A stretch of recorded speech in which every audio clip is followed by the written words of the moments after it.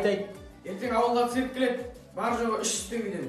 Ой, болды. 300 теңге болса жақсы екен, күшті аңдар болса барамыз ғой. Жақсы, сау болыңыз. Отырыңдар болды, ешқайыққа да бармайсыңдар. Сол 300 теңгені линолеумға жинаймыз ертең. Класстың қыздары не бой жетіп кеттіңдер ма? Үлкен класстың балаларына қарайтындай. Өзіміздің класстың балалары тұрған жоқ па? Соларға неғып қарамайсыңдар? Қай жер кем солардан?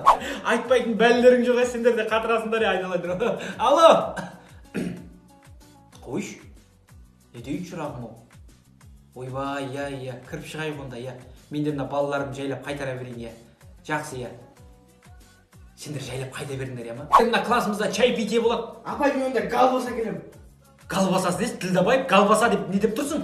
Мына орыс тілі апайың шашына қартатын болды ғой, колбаса деп айтсай дұрыстап. Апай, үйдегі линолеумға ақша бермейміз деп отыр.